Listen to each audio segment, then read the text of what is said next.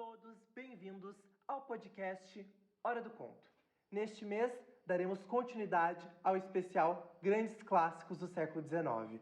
E na nossa imersão de hoje, assim como elucidado e discorrido nas últimas edições, buscaremos delinear os anseios, embates morais, bem como os discursos pungentes do século XIX, que se encontram amplamente radicados no interior das produções literárias do período em questão. Agora, antes de tudo, eu vou retomar alguns conceitos dos nossos encontros anteriores a fim de nortear a nossa discussão de hoje. O espírito dos tempos, isto é, a ideia do clima cultural e intelectual que permeia a atmosfera do século XIX, como debatido nos últimos podcasts, é a sensação constante de desconcerto no mundo, ou melhor dizendo, o sentimento de vazio existencial em decorrência da secularização, o sentimento de falta de propósito, uma crise no sentido da própria vida. Já postulava o grande filósofo Nietzsche, Deus está morto e nós o matamos. Então é com base nessa premissa que analisaremos hoje a obra Notas do Subsolo de Fyodor Dostoiévski, submergindo no imaginário social da época por meio do monólogo interno do narrador. Então, para organizarmos o nosso podcast, a nossa discussão, dividiremos ele em dois momentos. No primeiro momento, então, farei um breve resumo sobre o autor e a obra Notas do Subsolo, e no segundo momento, trarei as minhas impressões pessoais, como leitor, a respeito do texto. Então vamos lá. Sobre o autor. Fyodor Dostoiévski nasceu em 1821 e faleceu em 1881 e foi um grande escritor russo, autor de obras como Os Irmãos Karamazov e Crime e Castigo, que são consideradas obras-primas da literatura universal. Os seus romances abordam questões existenciais e temas ligados à humilhação, aos conflitos de classe, culpa, suicídio, loucura e estados patológicos dos seres humanos.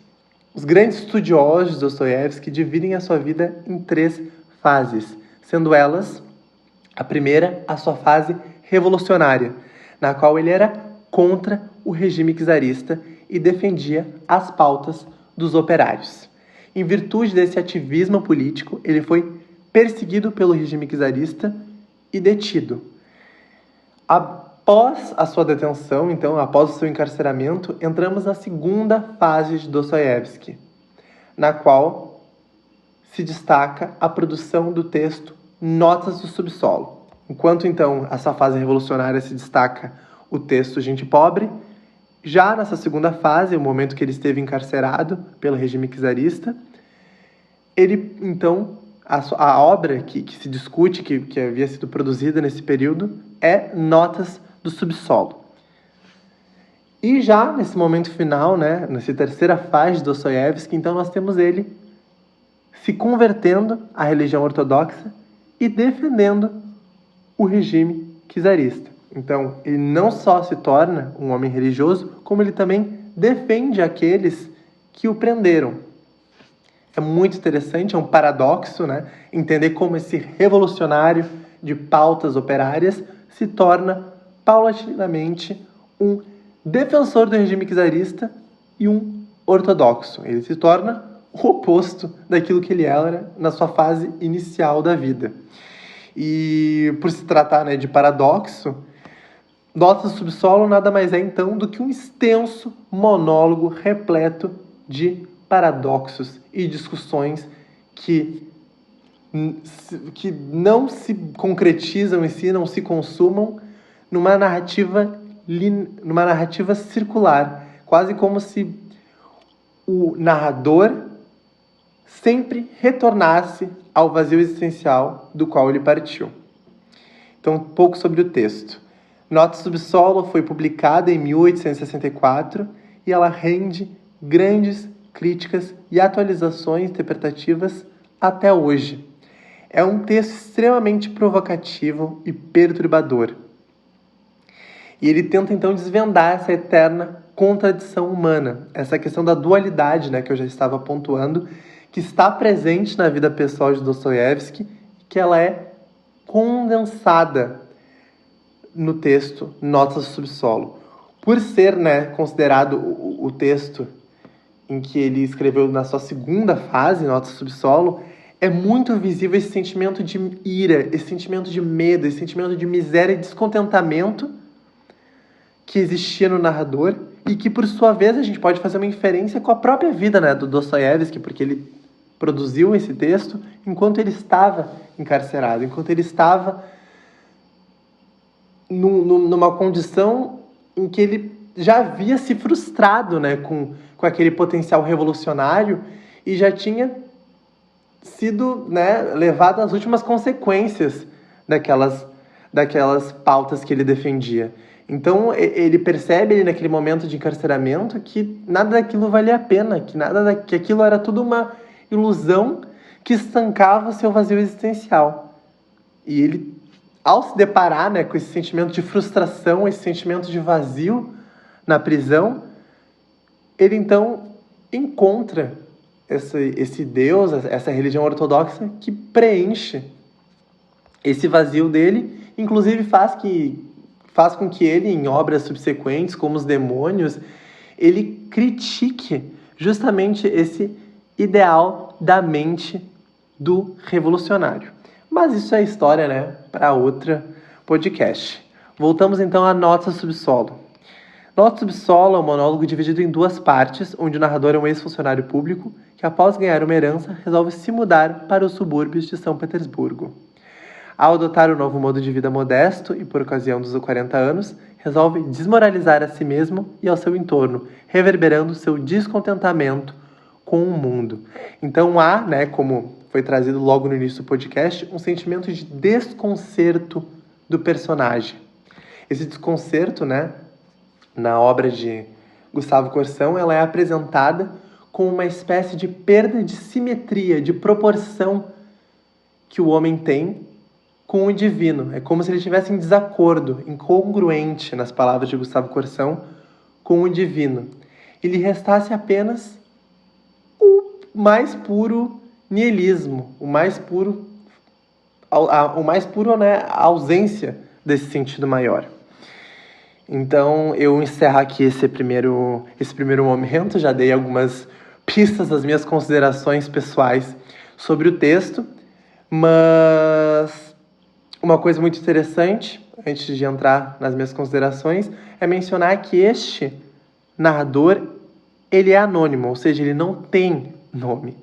Então, eu suponho que ele não ter um nome é para fazer com que o leitor se projete nessa figura. Então, é com essa primeira reflexão que eu gostaria de entrar, então, nesse segundo momento do nosso podcast. A própria ideia, né, do subsolo, ela provém dessa ideia do subterrâneo, algo que está por debaixo da terra. Ou também numa possível inferência, aquilo que há de mais baixo e imoral dentro de nós. Tudo aquilo que há e coabita em nós por detrás do verniz social e das pretensões ilusórias. Então, ela coexiste esse vazio.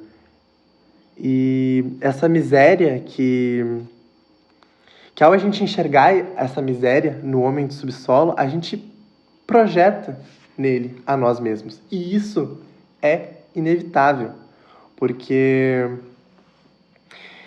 até por não ter nome, por ser um anônimo, a gente tende talvez tenha sido uma sacada genial, né, do Dostoiévski, não nomear esse personagem justamente para que o leitor conseguisse se projetar nele.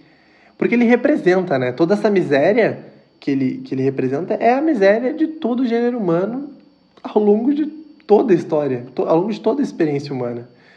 Então, na minha experiência de leitura, à medida que o texto ele ia evoluindo, eu ia me sentindo envergonhado de compartilhar tantas semelhanças com o personagem.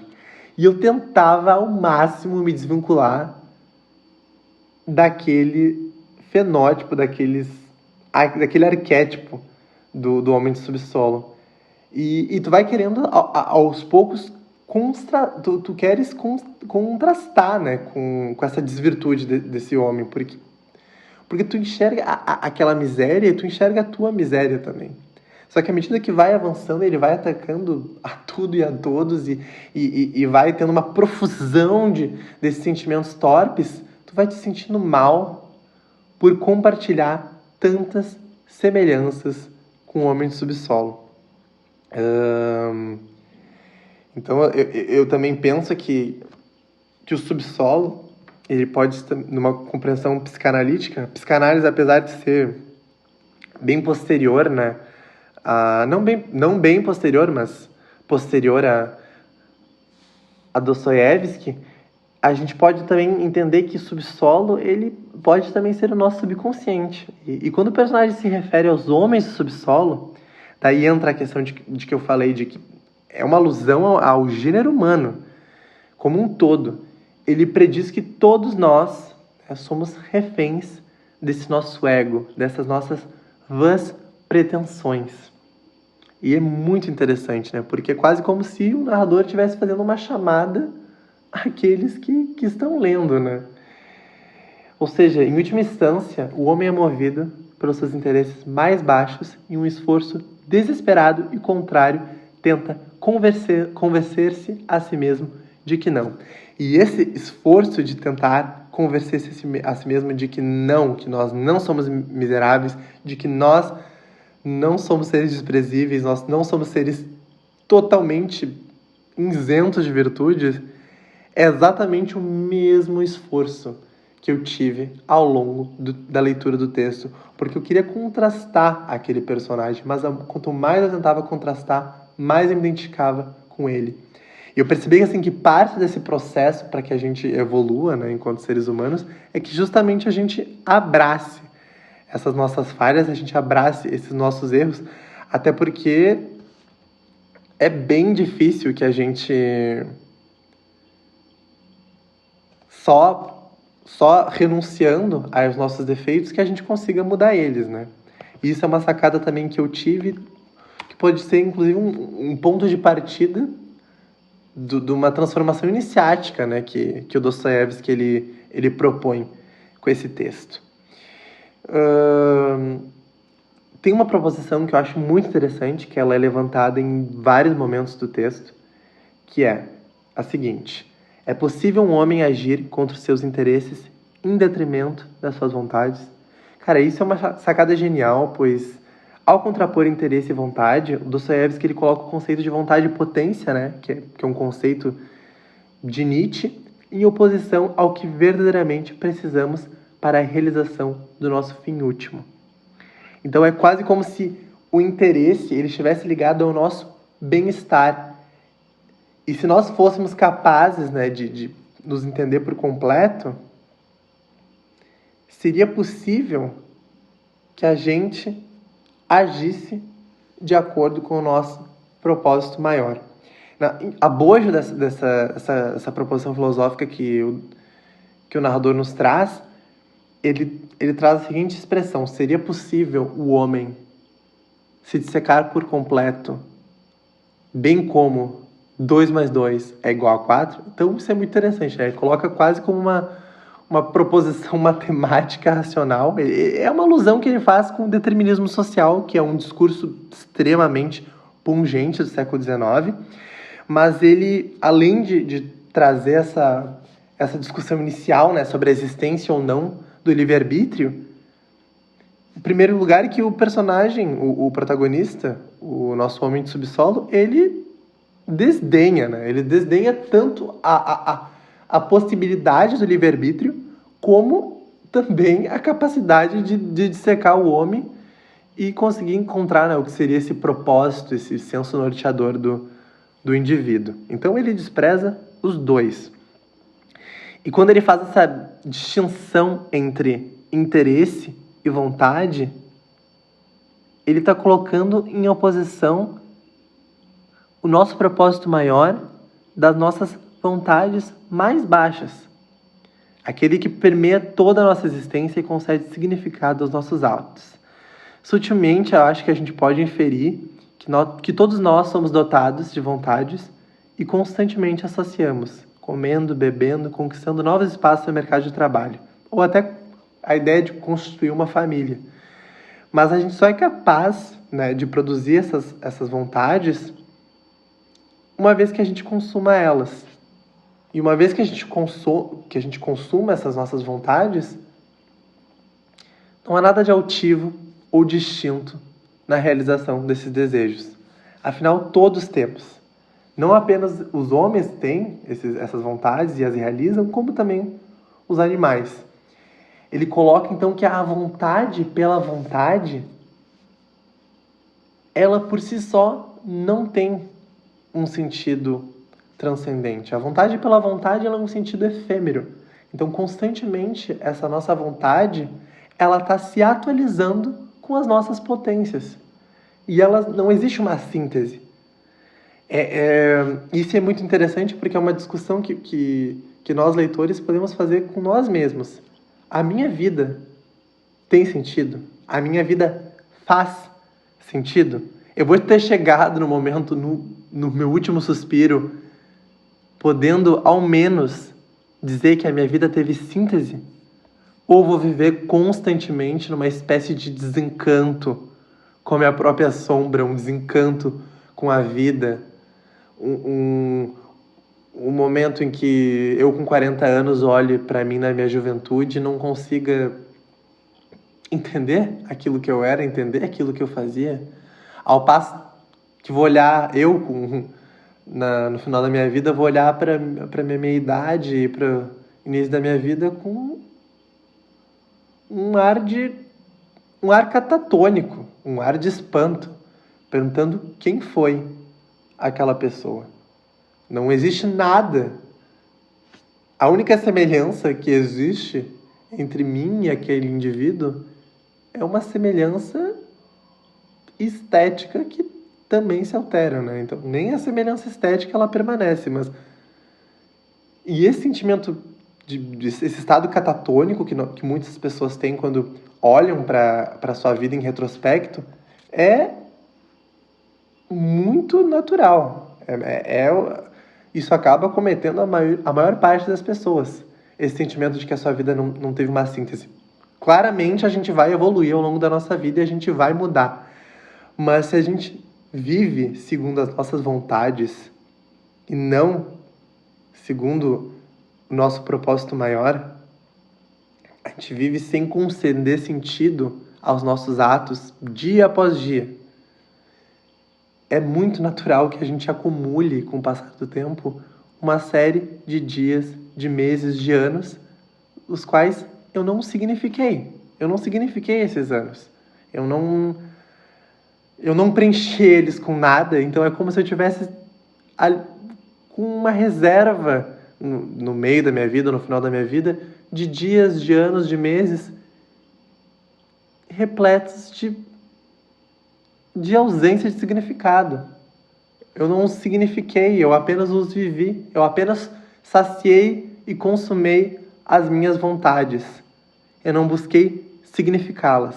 E isso é uma discussão extremamente interessante, né, que eu tive por meio dessa leitura. Também fazendo um pouco alusão ao que eu falei logo no início do podcast, que trouxe em outras edições, essa questão do desconcerto do homem. Quando o homem do subsolo ele ataca, ele destrói o homem de ação ou o homem comum, ele acusa o homem de ação ou o homem comum de ser um ser irrefletido, de ser um ser medíocre, que apenas vive sem contestar.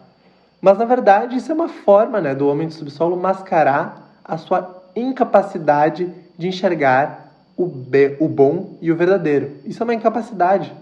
É como se tivesse acontecido uma castração espiritual desse homem do subsolo, que é o espírito máximo dos tempos do século XIX e que a gente vive um processo extremamente acelerado, né, no século XXI, mas eu gostaria de falar isso mais para o final do podcast. E é muito interessante, porque essa incapacidade de que ele tem de vislumbrar o eterno. Enquanto o homem de ação, o homem comum, ele vislumbra a Deus. Ele tem em si a dimensão e a proporção do divino. todas as suas ações, todos os seus pensamentos, eles são ordenados para Deus. Ordenados segundo esses princípios divinos. Em última instância, se a gente tirar o caráter religioso, permanece ainda a importância e a pungência dessa discussão. Porque ainda que fosse um ateu, nós podemos daí nos refugiar ao existencialismo, ainda que nós nos refugiássemos ao existencialismo, ainda assim seria de extrema importância que o ateu também significasse a sua vida, à luz das suas próprias pretensões, e está tudo bem. Mas aquilo que a gente não pode fazer é viver uma vida irrefletida. É viver uma vida sem assimetria e sem a ideia de que em algum momento nós vamos morrer. E eu acho que ter no nosso horizonte de consciência a morte é extremamente importante. Porque se nós morrermos, a nossa vida vai ter feito sentido, a nossa vida vai ter tido uma síntese. Eu acho que isso é uma das questões mais avassaladoras de nosso subsolo. E daí a gente se estende por muitas discussões. E esse desconcerto do homem, ele também é enxergado, né, na atualidade, mas de uma forma muito mais exacerbada, como se isso estivesse alastrado ao ponto de que nós vivêssemos catatônicos. Assim, a gente aceitar que o homem moderno ele é atravessado, é um discurso, né, pós-moderno, né, de que nós somos atravessados pelas nossas circunstâncias e que nós já estamos, né, questionando a real possibilidade de síntese, a real possibilidade de não sermos seres fragmentados. E isso é extremamente interessante porque quando a gente assume essa posição filosófica diante da compreensão do sentido da vida, a gente já assume que a vida não faz sentido, a gente já assume que não existe síntese, que não existe algo, um sentido maior, senão a fragmentação generalizada. E quando a gente aceita isso, e isso é um dos pilares da nossa sociedade contemporânea, então nós estamos, né, imersos nesse niilismo, um niilismo tão profundo que o homem de subsolo ele teríamos que achar outros adjetivos, né, para descrever. É quase como se tivéssemos, né, aprofundado mais a nossa miséria enquanto seres e quanto sociedade.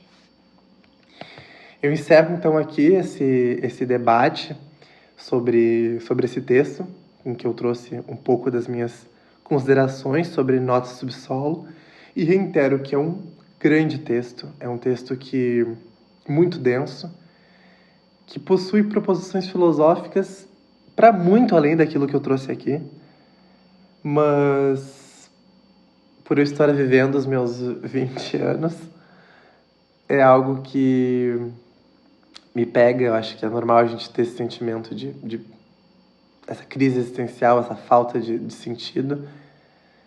E parte do nosso amadurecimento é a gente entender que a gente não pode ficar alimentando essa nossa ilusão, essa nossa crise existencial com ideologias, com prazeres contingentes, porque ainda que a gente faça dessa forma, ainda assim, no final do dia, no decorrer dos anos, nós estaremos acumulando, como eu disse, uma sequência de dias, meses, anos vazios. E eu fiz essa minha leitura, fiz essas minhas considerações e já estou lendo, inclusive, outras obras de Dostoiévski para que eu possa trazer essa discussão de uma forma mais ampla e aberta, né? Tentando colocar pontos de convergência entre as obras do escritor russo, mas foi uma das minhas obras favoritas do semestre do curso de letras e foi extremamente importante para o meu amadurecimento como indivíduo. Então, deixo aqui o meu agradecimento a Dostoiévski por essa excelente obra e convido vocês a assistir então o próximo podcast, que ainda estaremos abordando grandes clássicos do século XIX, mas agora com um escritor brasileiro, né, Machado de Assis, que tem um diálogo excepcional com Dostoiévski. Então provavelmente no próximo podcast irei trazer, né, a figura de Machado de Assis para complementar essa percepção de Desconcerto do Mundo. Nós trabalharemos, né, dando um spoiler, o texto Memórias Póstumas de Brás Cubas, que também é um texto extremamente interessante para dialogar sobre essas questões que eu vos trouxe aqui hoje. Fica então meu muito obrigado pela sua audiência, por você estar nos acompanhando até aqui, e espero vocês então no próximo Hora do Conto.